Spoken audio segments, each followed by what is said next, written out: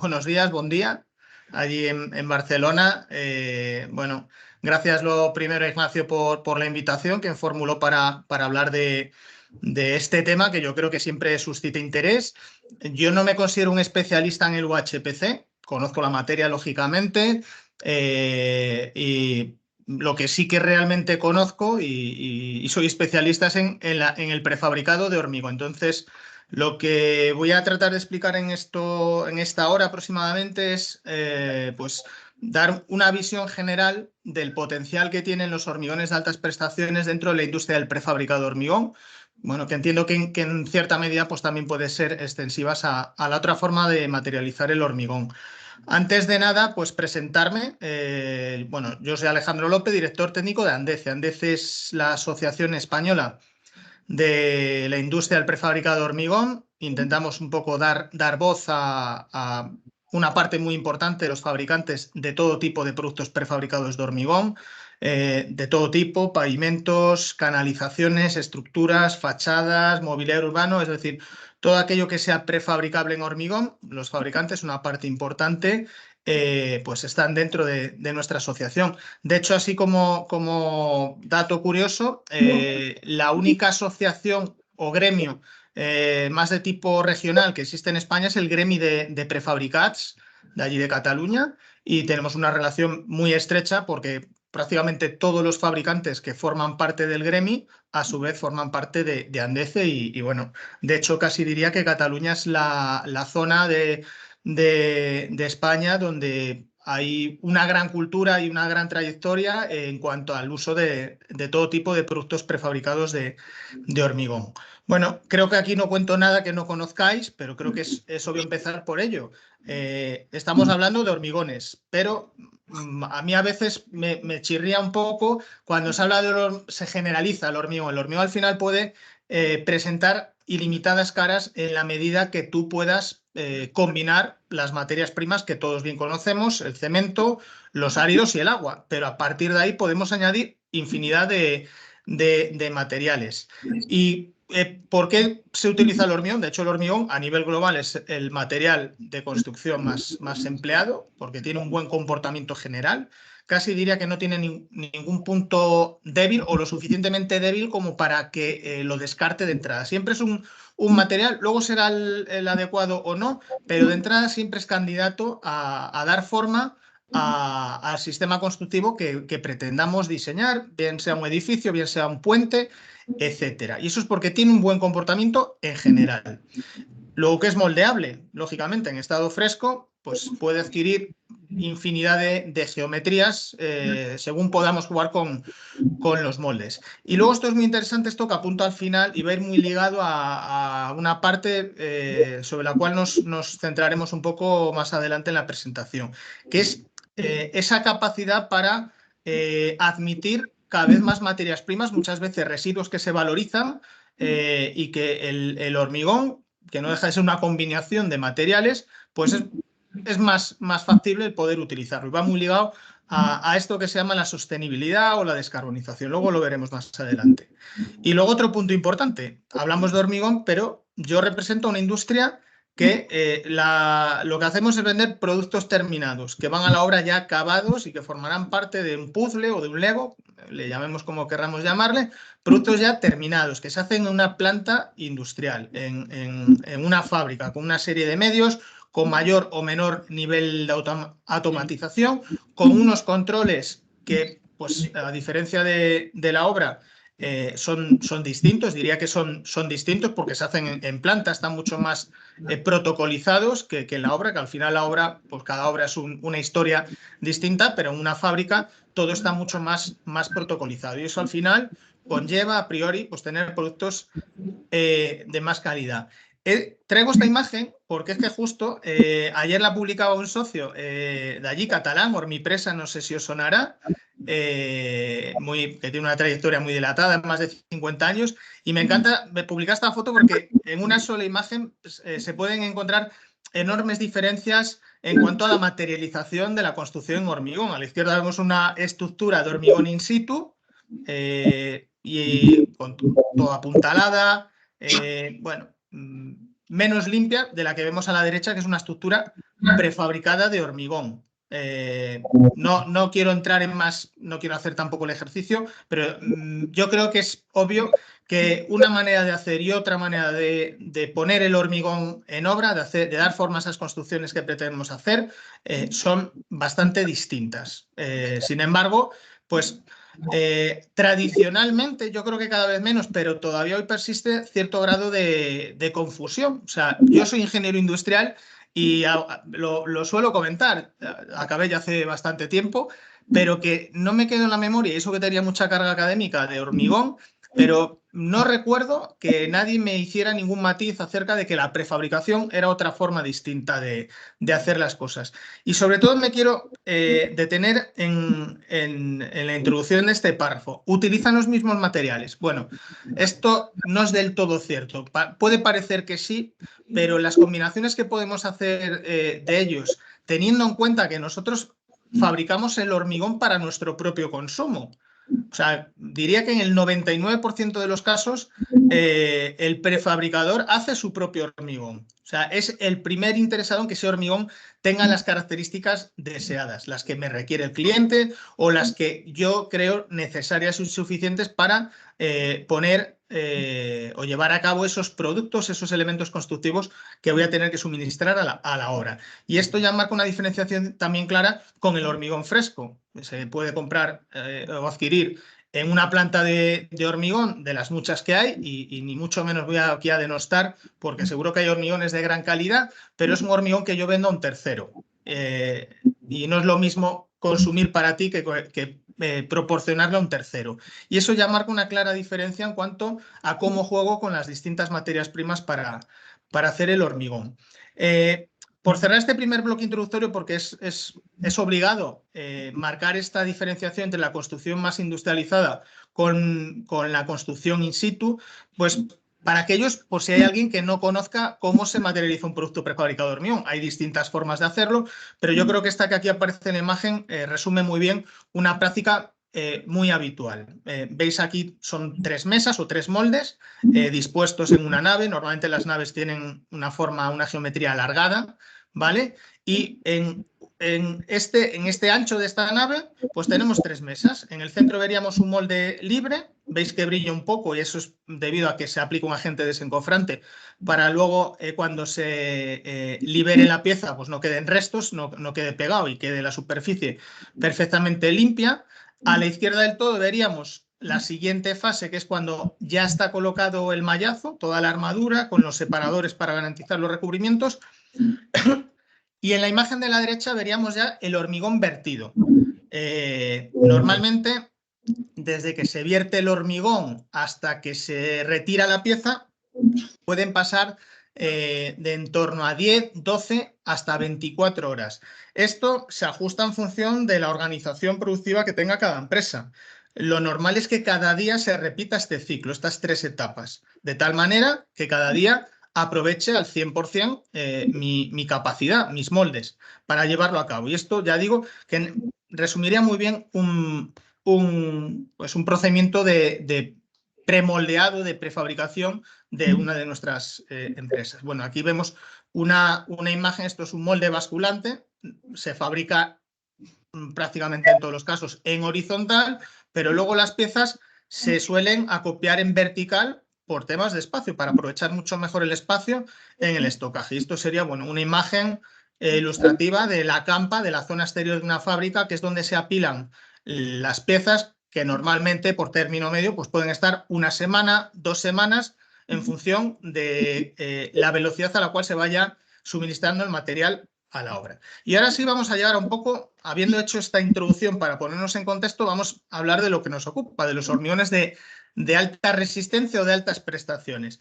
Viendo un poco la evolución que ha tenido el hormigón como material, hablando en general, aunque ya digo que a mí no me gusta hablar en general, porque hay ilimitados hormigones, se ve especialmente que a partir de los años 80 es cuando se produce un despegue en cuanto a las resistencias que se obtienen en el hormigón. De hecho, he hecho el ejercicio de indagar cuál es la primera referencia acerca de los hormigones de altas resistencias y he encontrado esta en el año 81, hace poco más de 40 años, aunque realmente es en el año 86, hace 38 años, con la edición de fibras, cuando por primera vez el mercado disponemos del primer UHPC. Y ahí, como veis aquí en la gráfica, pues en todo el siglo XX no hubo una evolución significativa en cuanto a las resistencias que se alcanzaban, incluso pues hay todavía referencias que se pueden encontrar en internet muy antiguas, de los años 70, yo alguna he leído,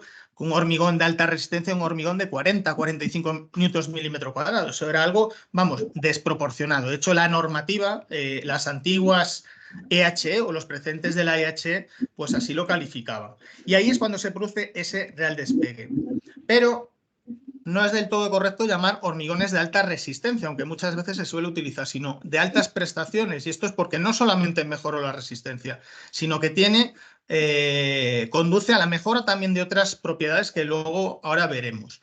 ¿Y qué es un hormigón? ¿Con qué se hace un hormigón de altas prestaciones? Bueno, pues una combinación entre cementos, entre fibras, especialmente las fibras de acero, que son las que me ayudan a aumentar notablemente la resistencia, el humo de sílice, que es un componente, una adición, considerada adición en el Código Estructural Español, que me ayuda a esa mejora también notable de la resistencia y de esas otras propiedades, el uso de aridosinos. Ahora veremos alguna dosificación tipo para ver un poco la proporción, cómo se juega. Y bueno, no todos son hormigones de altas prestaciones. Esto puede ser incluso variante, las escalas de los hormigones de altas prestaciones o de alta resistencia, entre 50 y 100 megapascales. De hecho, me imagino que conozcáis la EH08 hasta no hace mucho en vigor y el código estructural limita, o la formulación que tiene desarrollada es hasta 100 newtons milímetro cuadrado, 100 megapascales. Eso no implica que no se pueden utilizar hormigones mayores, pero el ministerio, que es quien desarrolla la referencia reglamentaria para el diseño y la ejecución de las estructuras de hormigón en España, pone un techo de 100 megapascales, que es lo que se consideraría hormigones de alta resistencia. Pero se pueden llegar a más. Aunque en el valor límite, ya digo que en la lectura a la que he tenido acceso, puede que igual en África, en algún país africano, pues un hormigón de muy altas prestaciones, pues sea un hormigón de 80, de 70 megapascales. Esto está muy, muy condicionado al área geográfica, pero en los países donde hay un mayor desarrollo económico, industrial, yo creo que esta clasificación sería la más válida. He hecho también un poco el ejercicio de ver, no sé si será correcto o no, pero el hormigón de más altas prestaciones que se ha llegado a fabricar es este que aparece aquí, de 465 megapascales. Es probable que incluso se haya logrado hormigones de una mayor resistencia a la compresión, aunque entiendo que esto no es un producto o un material susceptible de ser comercializado, porque el coste pues, sería desproporcionado y hay que ver un poco el equilibrio con la mejora en las prestaciones que voy a necesitar, como veremos ahora a continuación. De hecho, bueno, esto es otra gráfica que también un poco nos pone un poco de manifiesto las distintas denominaciones que pueda haber. Se introduce el término F de fibra o FR, de fibro reforzado, de armado con fibras, etcétera, ultra very, en función de dónde estemos, pero creo también interesante el situar cuál es la realidad actual. Los hormigones de muy altas prestaciones, esos que están por encima de los 150 megapascales, normalmente son materiales ya patentados, dosificaciones que están patentadas. El caso yo creo que más cercano y más extendido, al menos en Europa, es el de Ductal. Ductal es la marca de la cementera Holcim de hormigones de altas prestaciones. Luego pondré un ejemplo de una de nuestras empresas que ha trabajado con el Ductal, que me parece muy, muy llamativo. No obstante, casi podría decir que a medida que esto puede ir generalizándose, puede que empiece a haber ya dosificaciones fuera de patente, no patentadas. ¿De acuerdo? Pero bueno, por poner un poco en contexto, ¿dónde estaríamos? ¿Y por qué se utilizan estos hormigones de altas prestaciones? Que llamar, o sea, abarcar en una única palabra el hormigón. Yo ya digo que cuando en alguna ocasión se habla de hormigones, empezamos a hablar hormigones, aceros, maderas, etcétera. Por un lado, me parece tan incorrecto que en el caso que hoy nos ocupa, pues queda totalmente confirmado. Nada tiene que ver un hormigón de estas características con un hormigón convencional, al uso de 25, 30, 35 megapascales, que son los más empleados. Quizás en la industria del prefabricado siempre estamos vamos un poco más alto, y esto también no lo he citado, es debido a que el hecho de tener que desmoldear a las pocas horas, a las 20, 24 horas, como a lo sumo, incluso menos, en ocasiones nos obliga siempre a ir con un margen mayor. Necesito alcanzar una resistencia de compresión suficientemente elevada para poder desmoldear la pieza y que no se me desmorone, o sea, que tenga la rigidez necesaria para poder desmoldearla. Pero volviendo a lo que son los hormigones de alta prestaciones, a medida que vayamos logrando alcanzar mayores resistencias, pues tendremos una mejora en las características. Lógicamente, si tengo una mayor resistencia a compresión, es obvio lo que vamos a obtener a cambio, pero aquí también es interesante que los hormigones de muy altas prestaciones tienen una mejora notable en la flexotracción. Voy a volver a la imagen anterior, esta de este ensayo. Esta fotografía, de hecho, la hice yo hace mucho tiempo en un laboratorio de ensayos aquí en Madrid. Pues se ve la flexión sin que llegue todavía a fisurar, que puede alcanzar, o sea, una lámina extremadamente fina, de muy poco espesor, bueno, con un hormigón de muy altas prestaciones, la flexotracción, la flexión que puede llegar a tener. Y esto, en algunos casos muy particulares, en algunas aplicaciones muy particulares, es algo muy interesante, porque como todos sabemos, la resistencia a flexotracción de un hormigón convencional es muy pequeña. Y luego además tenemos otras mejoras, la resistencia al impacto o a la abrasión, que eso en elementos que no son muchos, pero que puedan ser susceptibles de algún golpeo.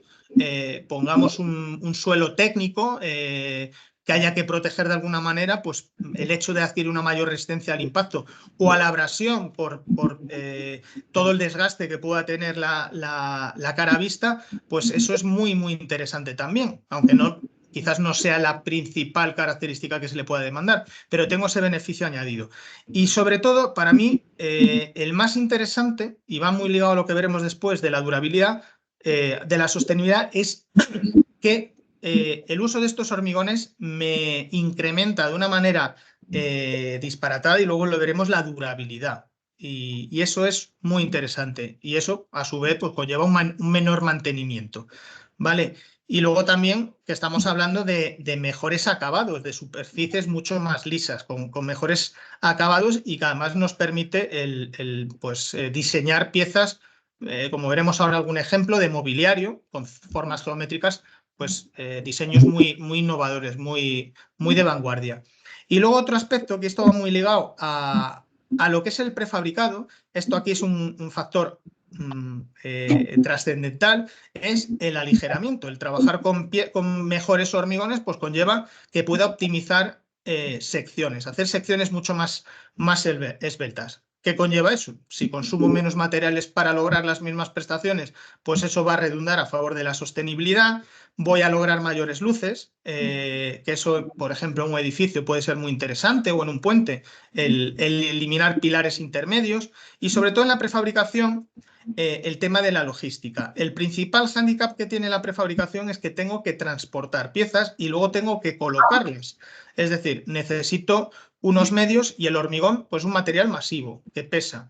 El poder trabajar, vemos aquí un ejemplo, sin entrar en cifras, pues con un hormigón convencional, el de la izquierda, frente a un UHPC a la derecha, pues el poder reducir material para las mismas prestaciones, pues eso va a suponer pues que puede incluso transportar más piezas, que eso pues es una variable económica importante en la prefabricación, el transporte de piezas prefabricadas, que luego en el montaje pues no requiera de medios de elevación, de grúas de tanta capacidad. Eso también va va a ser una ventaja, y eso hace que, bajo mi punto de vista, el nicho dentro de, si ponemos dos contextos, como he indicado al principio, bien diferenciados, que sería la construcción convencional y la construcción industrializada con prefabricados, pues yo creo que con esta diferenciación, donde realmente tiene un mayor campo de actuación los UHPC es en los elementos prefabricados. Pero lógicamente también tiene sus limitaciones y no todo es área de esa manera. En el caso de la edificación, claro, el trabajar con secciones menores, los códigos de diseño, el código técnico de la edificación, el código estructural que ahora se apoya a su vez en el Eurocódigo 2 en la parte de fuego, pues apenas diferencia si utilizo un UHPC o un hormigón más convencional. O sea, sobre todo me pide secciones, o sea, sección que sea la que me mantenga durante un tiempo determinado la resistencia al fuego que requiera, de 60, de 90, de 120 minutos de la duración que así establezca. Y el trabajar una sección menor, pues puede que incluso me imposibilite o me limite en gran parte el uso de elementos de UHPC en estos casos. Las posibles dilataciones, contracciones. Yo que he estado asistiendo, ya digo, en un par de ocasiones a ensayos, es casi, alguno dijo así de manera un poco cómica, parece más un acero hormigonado que un hormigón armado. Y es así, porque lleva gran cantidad de armadura, gran cantidad de fibras de acero. Y eso hace que estemos hablando de un material más, no sé si más cerca de lo metálico, pero que el hormigón tiene su comportamiento, su mejor preservación ante los fenómenos de dilatación, contracción térmica, pues van a ser menores, así lleva un mayor componente de metal, de acero en este caso. Y luego el coste, aunque esto lo voy a poner en interrogante y ahora lo veremos como ejemplo muy claro. Muchas veces, casi diría casi siempre, en los proyectos, yo no participo en el proyecto, pero lo sé, cuando una opción para materializar los elementos en una parte del edificio, de la infraestructura, es mediante hormigones de altas prestaciones, pues el punto al final que lo acaba descartando es el mayor coste. Pero esto yo, mi opinión, un poco desde la distancia, es porque no se hacen correctamente los cálculos, las cuentas. Si analizamos únicamente el coste de los materiales, pues sí, se va a disparar. ¿Qué cabría esperar? Estoy trabajando con mejores materiales, con dosificaciones mucho más cuidadas. Pero si realmente hago bien las cuentas y tengo en consideración todas las variables, como decía anteriormente, si reduzco el peso global, estoy en su conjunto utilizando menor cantidad de materiales. Estoy aligerando las piezas, es decir, el transporte, puedo transportar más piezas. Tengo que hacer menos envíos de material de la fábrica a la obra. Requiero elementos de elevación de menor capacidad, menor coste y a su vez también una menor cimentación. Tengo que soportar un menor peso en su conjunto de la estructura. Y luego la durabilidad, ligada a tener menores tareas de mantenimiento o incluso reparaciones futuras. Ahora, bueno, ahora no, llevamos ya muchos años en España y en el resto de Europa pues haciendo llamamientos a que tenemos un parque edificado muy envejecido, que hay que rehabilitarlo, sobre todo energéticamente, pero nadie está pensando en la rehabilitación futura, prevenir la rehabilitación futura. Los edificios, las estructuras, sabréis, el Código Estructural establece 50 años en edificación, 100 años en las estructuras de ingeniería civil, pero luego los edificios, tenemos edificios mucho más antiguos.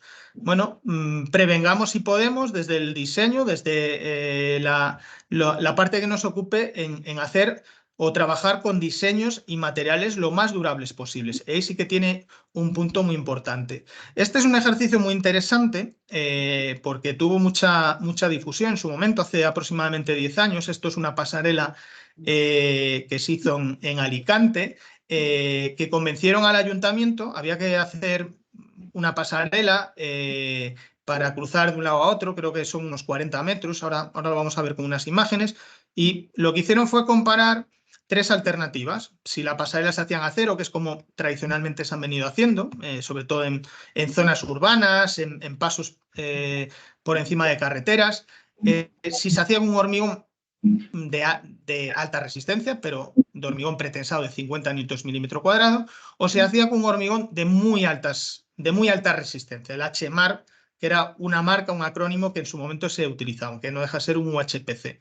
Bueno, pues se demostró al final, por ir deteniéndonos en alguno de estos datos, para ver, por ejemplo, en acero, que yo creo que sería más comparable con el hormigón de altas prestaciones que el propio hormigón pretensado de 50, bueno, pues se veía que aquí teníamos un coste por material muy pequeño comparado con el acero y muy pequeño comparado con el hormigón de muy alta resistencia. Pero aquí estaba en torno a la mitad. Pero sobre todo, fijaos en el coste final. El coste final se demostró que conseguía estar más o menos en el mismo orden. La alternativa menos económica o más gravosa era la del hormigón de muy altas prestaciones. Bueno, pero no lo suficiente, pues de 230.000 euros en acero a 237, pues sería aproximadamente un 2, un 3% a mayores. Lamentablemente en la construcción, España, el precio acaba siendo el factor decisorio en el 99,9% de las ocasiones. Incluso por 500 euros más igual se hubiera descartado esto. Pero bueno, tuvieron el atrevimiento de ir a la opción más cara.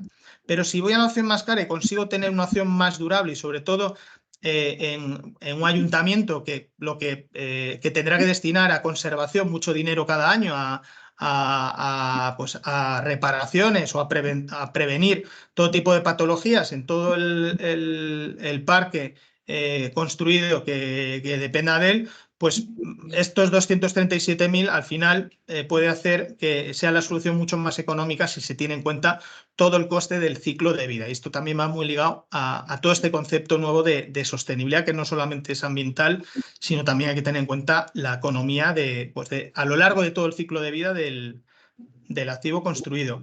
No obstante, vamos, yo esto me lo he encontrado, como estamos muy sujetos a informaciones de todo tipo, en una ocasión, vamos, me dicen, no, bueno, pues recuerdo que hacéis mucha divulgación de aquella pasarela en Alicante, pero ya está dando problemas y ya está fallando. Claro, el mensaje se puede distorsionar, pero en realidad, bueno, esto lo encontré en la prensa, digo, voy a asegurarme de qué es lo que ha fallado. Bueno, lo que había fallado es que al ser un elemento público, pues había habido vandalismo, habían retirado esos paneles acristalados que cerraban lateralmente las barandillas, pero la pasarela está allí. Yo hace mucho tiempo que no paso por ella, pero quien sí que ha estado y le he preguntado, se mantiene. No sé si exactamente igual que el primer día, pero está plenamente en servicio pues 10, 11 años después de su construcción. O sea, que es la demostración de que esas cuentas anteriores realmente pues estaban bien realizadas. Bueno, ¿y cómo se hace un hormigón de altas prestaciones? Pues hay varios factores clave. Trabajar con relaciones agua-cemento muy bajas. Pensad que por durabilidad, esto viene determinado según la clase de exposición ambiental en el código estructural y antes la EH08, pues según la clase de exposición partimos de 0,60. En un hormigón convencional podemos estar en 0,55, 0,50. En prefabricación intentamos siempre ir un poco a menores, sobre todo porque el uso de los hormigones autocompactantes con mucho aditivo superplastificante para poder moldear correctamente las piezas, pues trabajamos con relaciones agua-cemento generalmente un poco más bajas, de 0,45, 0,50, pero aquí vemos que necesitamos ir todavía mucho más abajo. Tenemos que ir casi al límite, hacer hormigones con muy poca agua. Y sabéis que al final el agua es lo que provoca luego esa red de poros que habrá en el hormigón y que sean las vías de penetración de los agentes agresivos y que conlleven pues, problemas, patologías en menor tiempo. O sea, hacer un hormigón mucho más compacto pues conduce a tener elementos más durables. Lo mismo pasa con los áridos, trabajar con arenas, o sea, no trabajar con gravas, sino trabajar con arenas. Yo he visto indistintamente límites de arenas de árido de 5 milímetros, pero incluso de 2. O sea, la tendencia es ir cada vez a arenas de menor diámetro. Y luego otro material esencial es el uso de fibras de acero. El cambio de la armadura tradicional por la fibra de acero ya directamente me permite eliminar esas restricciones que tengo por durabilidad, de tener unos recubrimientos determinados. Y por una clase de exposición ambiental, pues tengo 15, 20 milímetros a cada lado, pues ya necesito 4 centímetros más todo el espesor interno. Un panel, por ejemplo, un panel de hormigón, estamos hablando de 10 centímetros de espesor. Normalmente llevan un doble mallazo. Si consigo eliminar todo ese doble mallazo, me estoy ya cargando directamente los recubrimientos, tanto por dentro como por fuera, y lo cambio por fibras, y eso hace ir a secciones lo más finas posibles. Y otro material indispensable es el humo de sílice. También existe un problema, que es la disponibilidad del humo de sílice. No es un material fácilmente conseguible y tiene un precio relativo enorme. Es decir, los fabricantes, hablo desde el punto de vista de los prefabricados de hormigón, que están utilizando este tipo de material, pues no van así a la ligera a utilizar pues, cuanto más de cada una de estas materias, sino que ajustan con enorme precisión la dosificación de cada material para alcanzar las prestaciones que se requiera, tanto sobre todo en términos de la resistencia que necesito alcanzar.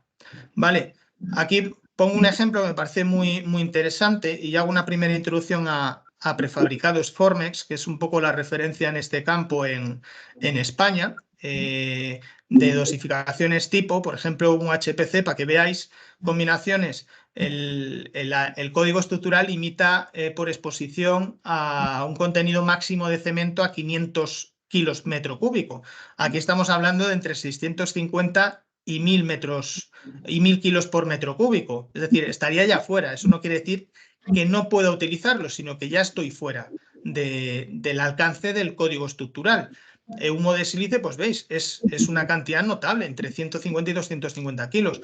Para poner un poco en consonancia, un hormigón estructural de 40 a 45 newtons milímetro cuadrado, pues estaríamos hablando aproximadamente pues, de unos 350 kilos. Aquí ya estamos hablando del doble, incluso yendo hacia el triple. O sea, el cemento es un material clave, igual que el humo de sílice o el uso de áridos finos. Y también lo mismo diría, de los aditivos, un mayor contenido de aditivos. Los aditivos, normalmente los proveedores siempre dan una sugerencia en cuanto a la dosificación, que es muy variable, que puede ir igual se relaciona con la cantidad de cemento entre el 0,4% y el 3%. Y normalmente estamos hablando del 0,6, del 0,7, siempre estamos en la zona baja. Aquí estaríamos hablando más tirando hacia la zona alta. O sea, que el aditivo todavía tiene mayor peso. Y sobre todo ver un poco los resultados. La resistencia a flexión, pues la estoy multiplicando hasta por 7 en el caso de un hormigón de altas prestaciones. Y sobre todo, quiero que os quedéis también con este dato, que puede pasar muy, muy por alto, parece la misma cifra, pero no, que es la migración de cloruros, o sea, la velocidad con la cual los cloruros, que es la exposición sobre todo que se produce en ambientes marítimos o en ambientes industriales, que son clases de exposición con cierta agresividad, pues en UHPC estoy teniendo una resistencia del orden de 10 veces menos. Y esto tiene casi una correspondencia proporcional con la durabilidad, o sea, 10 veces menos la resistencia que hace el hormigón al paso de los cloruros, debido fundamentalmente a lo que decía anteriormente de trabajar con hormigones mucho más compactos. Y pongo aquí esta mención nuevamente al código estructural. Es una aclaración que muchas veces, o una duda que me han planteado, dicen, no, es que el código estructural y antes la IHE me limitaba a los 100 newtons milímetro cuadrado, me lo está prohibiendo. No me lo está prohibiendo, sino que el código estructural,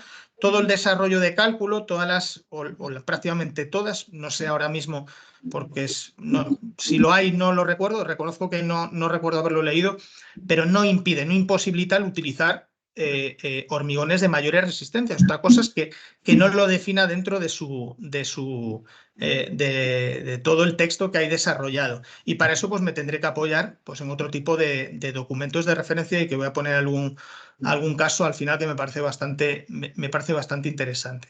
Y en cuanto a los campos de aplicación de los UHPC, lo primero decir, ¿dónde se aplican los prefabricados? Pues prácticamente en cualquier tipo de construcción, ya sea en edificación o obra civil, pues podemos encontrarnos con elementos prefabricados. Dejo un poco fuera las presas o las torres de refrigeración en obras de ingeniería civil, porque son volúmenes de hormigón tan masivos pues que llevar piezas casi diría que carece de sentido. O sea, por logística, pues no sería muy raro que fuera una opción preferente. Pero el resto de construcciones te puedo asegurar de manera general que son adecuadas. Pero los hormigones de altas prestaciones, los UHPC, ¿valdrán para cualquier tipo de construcción? Pues, como decía anteriormente, tenemos ya una limitación, que es el mayor coste. Y eso hará que en la mayor parte de las construcciones pues directamente se descarten, ni siquiera lleguen a ser una opción candidata. Entonces, yo creo que en la medida que se cumplan o se exija en cada proyecto, en cada construcción, se exija ligereza, necesite elementos, por la razón que sea, veas una pasarela que necesite esa ligereza por logística, pues será un punto a favor del uso de UHPC.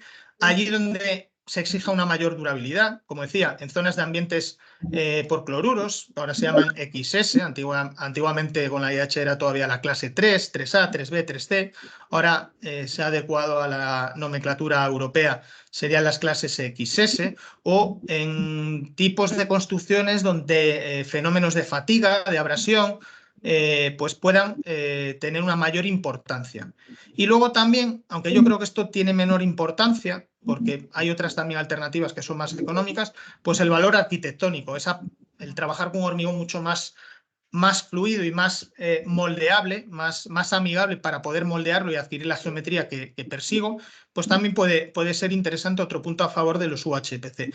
Pero yo sobre todo me quedaría con la ligereza y la durabilidad, pero claro, en contraposición tengo el mayor coste, o sea, tengo que encontrar ese equilibrio, y esto es una gráfica que me parece muy acertada, también de Prefor, que tiene una guía que luego os enseñaré, porque me parece muy interesante y que se puede descargar directamente de su página web, aquellas infraestructuras o aquellas construcciones en función del grado de cumplimiento de estas tres variables, ligereza, durabilidad y estética, pues son más adecuadas. Sobre todo serían las que estarían un poco por el centro, que cumplieran en la mayor medida de lo posible las tres condiciones. Una pasarela, que fue el primer ejemplo con el que Prefor empezó o el precedente de Prefor empezó a trabajar, o plataformas solares, que yo creo que va a ser algo que cada vez vamos a ver más. Bueno, distintos tipos de construcciones que vamos a ver ahora. Y ya digo, aunque no son socios de Andeze, me parece muy interesante, y es que no se puede obviar el esfuerzo que está haciendo esta compañía. Es una fábrica pues muy joven, yo creo que lleva 5 o 6 años, no lleva más tiempo, y es muy interesante porque en su germen eran unos alumnos de la Escuela de Caminos de la Universidad Politécnica de Valencia, pues que les seducía todo esto, y con la ayuda de un profesor, yo le tengo bastante aprecio profesional por todo lo que enseña y lo cercano que es el profesor Pedro Serna de la Universidad Politécnica de Valencia, pues empezaron a hacer investigaciones, a hacer pruebas allí en laboratorio. Ya digo que en una ocasión pude asistir, la verdad es que quedé fascinado con lo que estaban haciendo, y empezaron creando una sociedad conjunta de otro prefabricador que estaba a las afueras de Valencia, que se llamaba Lufor, y tenían una línea de fabricación de productos prefabricados de UHPC. Bueno, aquella empresa, por distintas razones, pues acabó liquidando, y montaron su propia empresa que únicamente trabaja con prefabrica elementos de UHPC, no hace elementos con hormigones de menor resistencia, únicamente para estos tipos de productos. Y tiene varias líneas, que son las que ahí aparecen, y os animo a acudir a su página web. Una a mí me seduce, no las voy a repasar todas, pero por ejemplo las bateas. Las bateas, por si no sabéis lo que es alguno, sobre todo en Galicia, que es donde vienen actuando desde entonces, fue por donde empezaron, pues es donde se cría el mejillón. En las rías gallegas, sobre todo, tradicionalmente se habían utilizado bateas de madera de eucalipto, sobre todo, y bueno, es un material cada vez con menor disposición, que hay que traer desde muy lejos. En España la poca madera de eucalipto que hay pues es cara y igual no tiene la calidad suficiente para un entorno tan agresivo como el estar flotante en el mar, con toda la agresividad que conlleva. Y bueno, se estudió la alternativa de hacerlo con UHPC y ahí están, y han ido logrando abastecer cada vez más en bateas que se van teniendo que restituir, pues que se haga con UHPC. Y es muy interesante porque además esta empresa creo que estratégicamente ha acertado porque hace los cálculos y al final la experiencia, la prueba y el error pues le va dando un bagaje que al final da un servicio completo en cuanto a eso. Esto también lo digo porque dentro de Andece tenemos algún socio adherido, no fabricante, tenemos también figuras que son empresas que prestan materiales, empresas cementeras, las aditiveras las tenemos todas, que también proporcionan fibras de todo tipo, acero, poliméricas, fibras de vidrio, etcétera.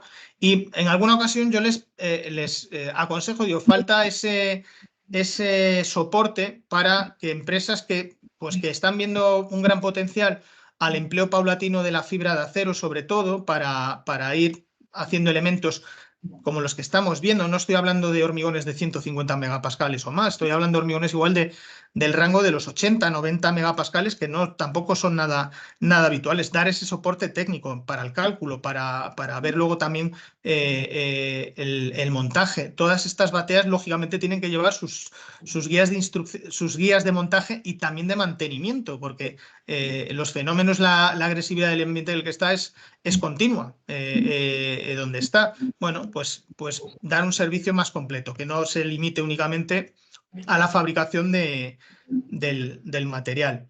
El caso de las pasarelas, que es donde habían empezado originalmente, con varias pasarelas en su etapa anterior. Yo estuve en una ocasión en la fábrica de Lufor y era algo alucinante, o sea, los perfiles que se logran. Evidentemente, una pasarela en prefabricado de hormigón UHPC, de hormigón de altas prestaciones, pues no quiero decir que todas se tengan que hacer así, pero igual, como digo, en ambientes costeros de mayor agresividad o donde igual la frecuencia de uso esperada pues sea mayor. Pensad también que cada vez más las pasarelas tienen una doble utilización, tanto para el transporte, para el tránsito peatonal como bicicletas. O sea, pasan bicicletas, con lo cual hay un trasiego que hace que sea mayor, igual no tan abrasivo como el paso de un vehículo, pero también desgasta. Bueno, pues quizás ahí sea o vaya adquiriendo un mayor grado de preponderancia el uso de pasarelas de UHPC. En cualquier caso, yo os animo a visitar la página web para ver todas las posibilidades, lo que se está haciendo, y yo creo que irán surgiendo en lo sucesivo otras líneas de productos donde los UHPC en prefabricado vayan ganando peso. Este me parece también muy interesante, el de los parques solares offshore, en plataformas flotantes, donde se puedan ubicar aquí libres de obstáculos teóricamente, y bueno, aquí la ganancia de captación solar pues sea constante. Bueno, pues está también empezando a hacer. En puentes, bueno, pues el tener una alternativa que me pueda ayudar a optimizar secciones, a aligerar el peso de las piezas, pues obviamente. En dovelas, en túneles, esto es algo que también se está haciendo. Quizás no llegamos a ese rango de los UHPC, pero ya estamos cerca de los 100 megapascales. O en aerogeneradores, los fustes de los aerogeneradores tradicionalmente hasta hace pues 15 años aproximadamente eran 100% metálicos, y bueno, a medida que se ha ido requiriendo una mayor potencia, las turbinas son mayores, pues eso hace que necesitemos fustes, soportes de los aerogeneradores de mayor estabilidad, y el hormigón, bueno, aquí el peso juega a nuestro favor, pero si puedo también encontrar el equilibrio entre las necesidades mecánicas, esa estabilidad que necesito en cuanto al fuste, con el coste, esa ecuación que me llega a esa solución óptima con el empleo de un UHPC. Y aquí, por último, las canalizaciones. Aquí hemos hecho alguna prueba porque el hecho de, fijaos, no es lo mismo colocar un doble mallazo en un panel, en un elemento plano, que la colocación de una armadura, la preparación de la armadura para un tubo, que es un elemento, generalmente son circulares. Bueno, pues si yo puedo darle una alternativa con el uso de fibras de acero, de hormigones de mayor resistencia. Aquí no creo que se llegue a esos rangos de UHPC de más de 150 megapascales, pero sí que puedo estar en ese entorno de los 90, 100 megapascales, pues sería muy interesante de cara a ir economizando material. El problema es que son elementos de poco valor añadido en el mercado, y esto es algo que no debemos dejar fuera de la ecuación. El coste es muy importante, es siempre el elemento decisorio, pero si tengo mayor margen de maniobra porque se le puede dar ese valor añadido gracias a esa alternativa de los UHPC con fibra de acero, pues lo voy a tener quizás más fácil para poder introducir esta alternativa dentro de mi portfolio de productos. Pero aquí yo sí que soy más escéptico comparándolo con estas otras posibilidades. Y luego en la edificación nos hemos centrado sobre todo en soluciones más para infraestructuras, para obras de ingeniería civil, pero poco a poco también va ganando peso en la parte de edificios. Sobre todo en aquellos que la estética aquí sí pues requiere una mayor o se exige forma parte imprescindible, y las fachadas al final es la parte vista, lo que caracteriza un edificio. El hacer una fachada más vistosa, más amigable, muchas veces forma parte del sello particular de arquitectos de primer prestigio. Bueno, pues la relación en cuanto a las dosificaciones diría que es muy parecida a la que veíamos anteriormente, pero me quiero detener sobre todo aquí, que esto es una obra muy interesante que se ha hecho hace apenas 3 años, se concluyó hace 3 años. Esto también es una foto que tomé yo en su momento, la de la izquierda. Esto es ductal, que es ese UHPC, perdón, hace un momento.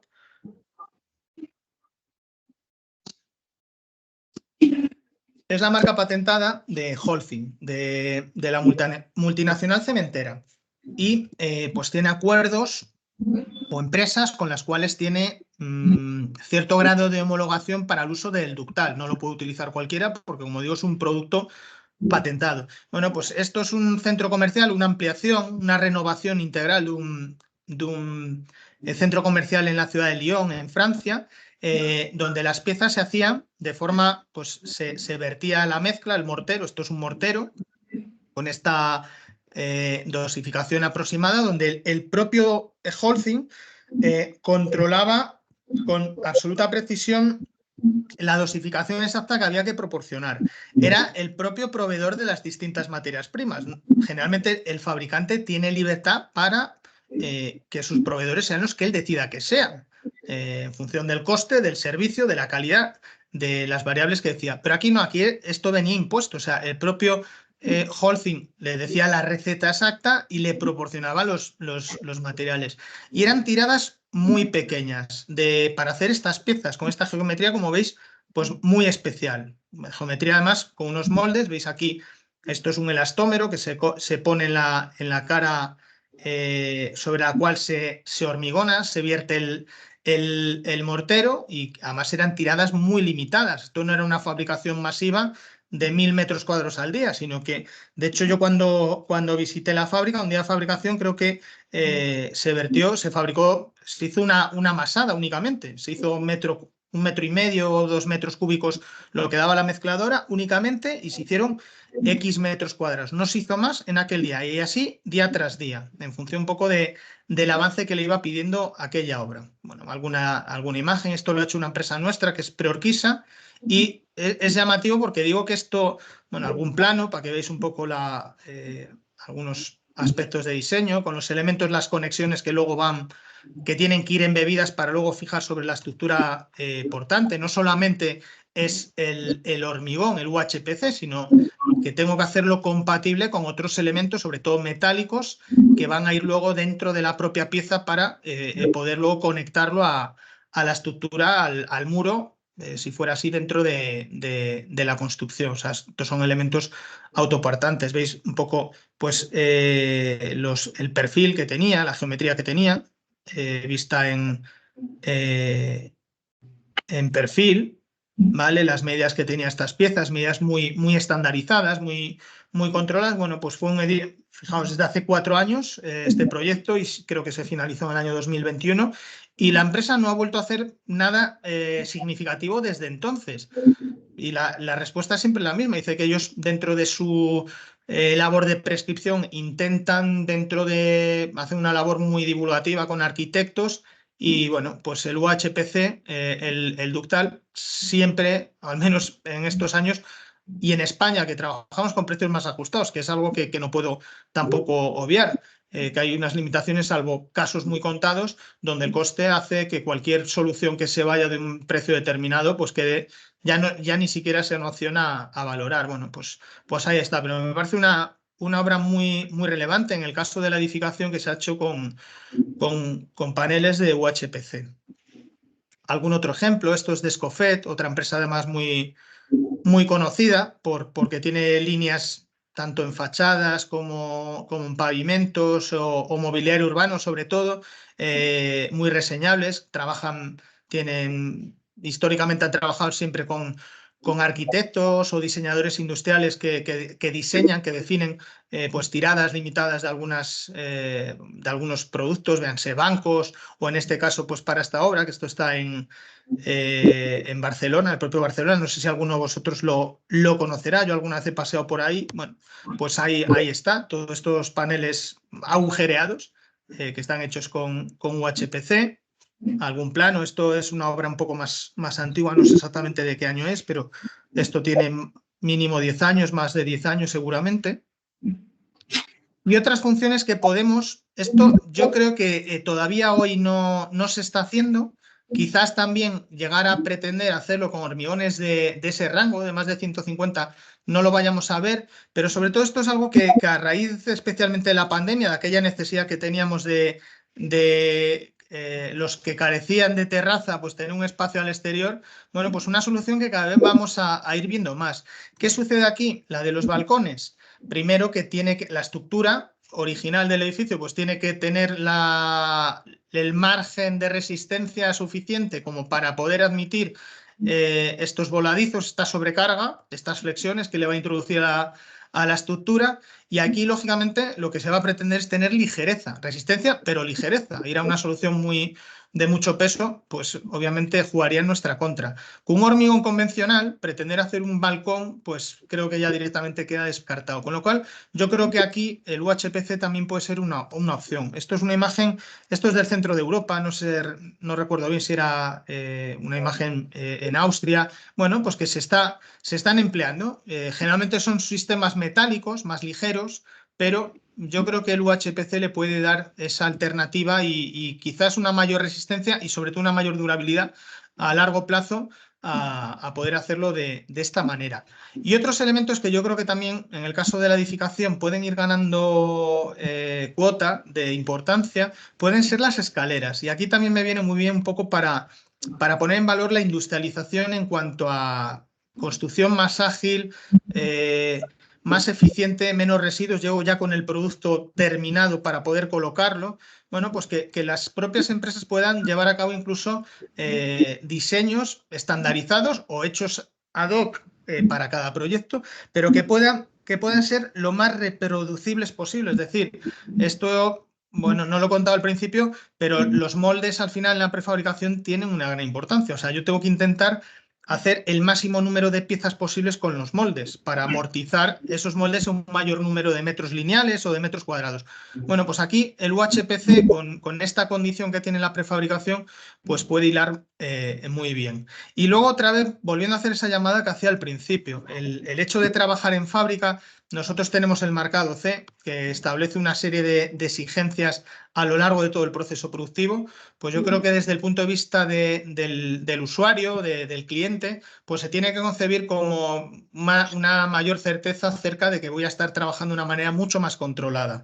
Y los UHPC, no digo que el hormigón convencional no tenga que estar controlado, tiene que estar igualmente controlado, pero el UHPC, que al final tenemos que ser todavía más precisos con cómo combino las materias primas. O sea, aquí cualquier céntimo de euro se nota en la cuenta final. Entonces yo creo que es una llamada, yo creo que a favor de la prefabricación para un mayor potencial en cuanto al uso de hormigones de mayores prestaciones, el tenerlo todo mucho más controlado, mucho más medido. El poder tener una coordinación mucho más efectiva. Esto, bueno, son piezas, no corresponden a ningún proyecto en España, me parece visualiza muy bien el hecho de que esté coordinando mientras fabrico, voy colocando las piezas que he fabricado previamente y que haya una secuencia que sea todo mucho más lineal, más ajustado a los tiempos. Bueno, pues si trabajo con unos materiales mucho más delicados para hacer UHPC, pues yo creo que también aquí la prefabricación da ese potencial añadido que decía al principio. Y esto un poco ya por ir cerrando. Esto es una visión mía muy personal. Los UHPC llevan muchos años asomándose. De hecho, la IH en el año 2008 pues, introduce un anejo de los hormigones con fibras. Bueno, pues con la IH, o sea, con el nuevo código estructural que entró en vigor a finales del 2021, pues tampoco es que haya habido una evolución muy notable. Y eso yo creo que refleja que tampoco es que esto se haya soltado definitivamente, sino que seguimos viendo un uso, al menos lo que yo observo, pues todavía muy escaso. No sabría decir el porcentaje de uso, ya no digo de UHPC, de hormigones que estén en el rango de los 100 megapascales. Dentro de la prefabricación, pues me imagino, bueno, no tengo el dato, pero no lleguen ni al 1%, incluso al 1% sería demasiado optimista. Bueno, ¿habrá evolución? Yo creo que en gran medida vendrá de que los costes se hagan correctamente bien, que se cuente todo, no solamente lo que me cuesta el material. Y sobre todo casos como el que he citado de Prefor, que también pues yo creo que hace una labor muy buena de divulgación, pues le interesa lógicamente pues que se enseñe, se vea que al final son soluciones que sobre todo desde el punto de vista de la durabilidad es muy importante. Pero yo creo, y esto me viene bien para ir cerrando el último bloque, este cambio de paradigma que es esto de la sostenibilidad. Bueno, la sostenibilidad que es un enfoque, un concepto muy amplio que toca enormes variables. De hecho, igual que decía antes lo de los hormigones en general, pues a mí, por ejemplo, me chirría cuando escucho material sostenible. Bueno, cualquier material, cualquier solución puede tener unos atributos que le favorezcan de cara a cumplir con una serie de criterios que son muchos, no solamente ambientales, sino también sociales y económicos. Pero en la medida que yo sepa potenciar esos atributos y limite por contra esas partes o esos flancos débiles que pueda tener, pues estaré más cerca de esa sostenibilidad. O sea, darle a un material directamente el calificativo sostenible o insostenible, a mí me parece erróneo. En el caso de los prefabricados de hormigón, bueno, pues tienen ciertos atributos que le hacen estar más cerca de eso, el poder ser reciclable al final o poder utilizar parte del árido reciclado, etcétera. Esto al final va muy ligado a lo que estamos ahora hablando. Como creo que me voy un poco de tiempo, os dejo aquí el enlace de un vídeo que está hecho en Viladecans, que es el primer edificio que se hizo atendiendo a criterios de economía circular y que explica muy bien un poco hacia dónde avanza nuestra industria en cuanto al uso de los materiales. Es un proyecto de Pitch Architects, un edificio dotacional y es enteramente prefabricado de hormigón. Y uno de los puntos más interesantes es que cerca del 90% de los materiales que se emplearon, toda la estructura, envolvente, escaleras, núcleos, se hicieron prefabricado de hormigón es porque son reutilizables o, en el peor de los casos, reciclables al final de la vida útil. Y esto está haciendo que aquí sí que está habiendo avances en cuanto a cómo concebimos la construcción y la tenemos que poner en marcha. Todo esto va muy ligado, no sé si esto lo habréis oído hablar, de las declaraciones ambientales de producto, de los análisis de ciclo de vida. Nosotros en Andece, pues es una línea estratégica clarísima desde hace mucho tiempo. Y esto, ¿por qué un poco lo cuento? Ahora veréis por qué. En realidad, un hormigón de altas prestaciones, esto fue un ejercicio que hicimos hace 6 años, que lanzamos una encuesta a todos nuestros fabricantes, quienes quisieron aportar datos lo hicieron, para hacer un estudio sectorial de cuáles eran los impactos ambientales promedio del sector. Se le pedía información, pues como para un año completo, cuánta electricidad habían consumido, si era o no renovable, cuánto gas natural, cuántos materiales, cemento, de qué tipo de cemento, áridos, aditivos, etcétera, habían necesitado, cuántos residuos habían generado, etcétera.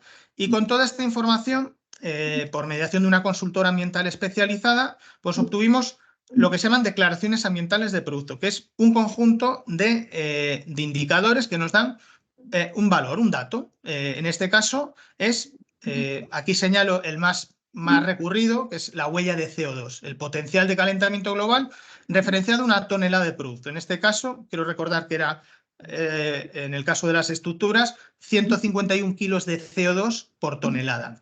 Estos 151 kilos de CO2, ¿de dónde vienen? Bueno, esto está medido únicamente para lo que es la etapa de producto, la fabricación, o sea, lo que me aportan las materias primas, el transporte de las materias primas a fábrica y el proceso productivo que necesito. Toda esta información pues, nos va abriendo un poco los ojos y nos dice que sobre todo los impactos ambientales que nosotros tenemos en esos 151 kilos, en este caso, vienen de las materias primas que utilizamos. Y sobre todo en el caso de las materias primas, para que veáis aquí el cemento, que por término medio está en torno al 15%, o sea, por cada tonelada de producto, 150 kilos aproximadamente es cemento, pero en cuanto a la huella de CO2, el cemento me reporta por término medio un 80%, un 81%, es decir, si del 15% luego se me multiplica y me aporta un 80% de esa carga ambiental que yo tengo, quiere decir que el uso del cemento, en lugar de ir a más, tendría que ir ajustándolo cada vez a menos. Y esto va en contra, teóricamente, de lo que estamos hablando, de contenidos de cemento, como hemos visto, mucho mayores. Pero ¿qué sucede? Que aquí, y esto es algo que estamos insistiendo mucho, estamos olvidando otra variable muy importante, que es el tiempo. De poco vale tener una estructura con muy poca, o un edificio o una pasarela con una huella ambiental muy baja, utilizando materiales con muy poca huella ambiental, si luego me va a durar 4 días, o dentro de 5 años o de 10 años me van a dar graves patologías. Evidentemente no tiene sentido. Tengo que encontrar un balance entre huella de CO2 y años, y así viene a nivel europeo. Os enseño esto porque es una herramienta informática que tienen a disposición nuestros fabricantes y que está hecha en base al anejo 12 del Código Estructural, que es súper interesante porque permite hacer diseños de hormigones para... Esto valdría igualmente para hormigones in situ, pero jugando con distintas variables que van muy ligadas al tipo de materiales que estoy empleando, al tipo de cemento, pues al final me va a dar una cantidad de años, me va a dar una durabilidad. Lo que yo persigo es llegar a una mayor durabilidad, es decir, ya no me importa tanto o el mercado no me debería de rechazar una solución mía que aparentemente tiene una mayor huella de CO2. Hago aquí el ejercicio combinado con la madera porque lógicamente el hormigón, si nos comparamos con la madera, así en bruto, la madera siempre va a tener una huella de CO2 menor. Pero si empiezo a añadir otras variables que es que necesito introducir, véase la durabilidad, véase las funciones, porque al final tengo que cumplir con una serie de prestaciones. Y hemos visto los UHPC, todas las ventajas que me puede proporcionar. ¿A qué aplicaciones puede ser una solución mucho más idónea? Ya no me quedo únicamente en los kilos de CO2. Pues la ecuación ya no saldrá igual. Yo no voy a decir que sea mejor la segunda que la primera o la primera que la segunda. Yo lo que animo es que en la medida que esto vaya sobre lo cual se vaya profundizando, pues se tenga en cuenta todos los parámetros. Por ejemplo, en un forjado, pues se hacen es otra manera de contabilizar de manera errónea bajo mi humilde punto de vista. A veces se compara directamente al peso. O sea, una tonelada de placa alveolar de un forjado, una tonelada de un forjado de madera. Si no van a tener las mismas prestaciones. Igual tengo que comparar metro cuadrado con metro cuadrado, porque además tengo que cumplir con otras prestaciones que me dice la normativa que tengo que cumplir, la resistencia al fuego, la resistencia térmica, etcétera, etcétera.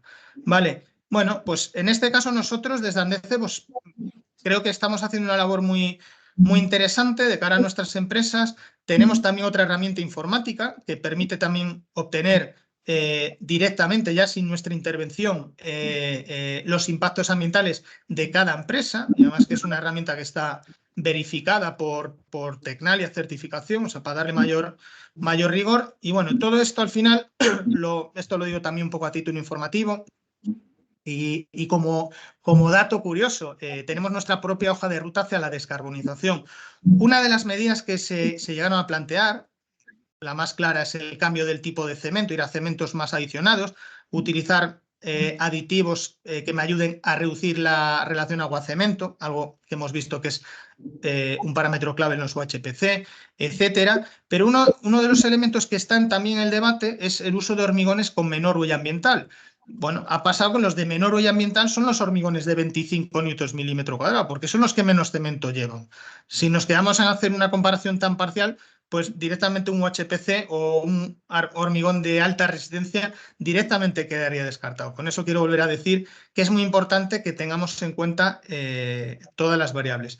Y otra tendencia que también quiero un poco comentar es esta de la digitalización, de que dentro de hecho en España y en Cataluña ya se viene haciendo en la obra pública la exigencia de que los proyectos de construcción estén en formato BIM. Bueno, en España a nivel de obra estatal entra ahora en vigor en abril, aunque será de manera todavía no muy visible, irá avanzando. Bueno, pues tenemos también toda esta información digitalizada, más precisamente con una plataforma de objetos de productos BIM, de productos de construcción, que es Bimética, que está radicada allí en Barcelona. Bueno, nosotros seguimos avanzando. Y esto ya un poco llegando al final. Ya digo que fuera el código estructural limita esos 100 newtons milímetro cuadrado. Me parecen muy interesantes dos documentos que creo que pueden ayudar y aclarar si tenéis curiosidad. El de la izquierda, que es una guía técnica de prefabricados Formex, muy interesante. Esta es gratuita. Esta a la derecha no es gratuita. Yo participo en un par de comisiones de la FIP, que es la Federación Internacional del Hormigón, y este es un boletín de hace unos pocos años, 4 o 5 años, que me parece muy interesante. Bueno, esto es un edificio muy famoso, el Mucén, que está en el puerto de Marsella, que todo este revestimiento está hecho también con ductal, ¿vale? Y algún artículo como el que aquí aparece. Y ya por último, si me permitís, esto es una cuñita publicitaria que siempre me gusta introducir, y más en esta ocasión. En Andeze tenemos un concurso de estudiantes, estamos este año ya en la 9ª edición, y no sé si es vuestro caso, el de alguno de vosotros, y si no, bueno, pues os animo a participar, que es premiar a los mejores trabajos, tanto fin de máster, fin de grado, en vuestro caso fin de máster, que introduzcan al menos algún elemento prefabricado hormigón en su desarrollo. Y no hay que hacer un trabajo ad hoc para presentarse al concurso, sino si en vuestro TFM estáis introduciendo o tenéis pensado introducir prefabricado, pues de manera directa es presentar el trabajo al concurso. Y bueno, se concede un premio de 1.000 euros al trabajo ganador. Además, un poco yo creo que pues del hecho que también puede animaros para el currículum el ganar un premio de índole nacional. Y bueno, esto no voy a insistir porque lo he ido introduciendo. No sé si me he ido un par de minutos, 5 minutos, no sé si hay ocasión de alguna pregunta. En cualquier caso, os dejo aquí abajo del todo mi correo electrónico, y cualquier duda, si no es ahora, en cualquier momento, pues estaré encantado de intentar aclararla. Pues muchísimas gracias, Alejandro, por tu presentación y por la información que nos has transmitido. ¿Alguien tiene comentarios, dudas, preguntas, alguna cuestión? Pues nada, Alejandro, muchísimas gracias por estar aquí hoy con nosotros y por aportar la visión y un poco la opinión desde el sector, ¿no?, de los prefabricados. y nada, ojalá podamos colaborar en alguna otra ocasión. Seguro que sí. Pues nada, gracias a vosotros. Venga, Un saludo. Alejandro, que estés Venga, bien. igualmente hasta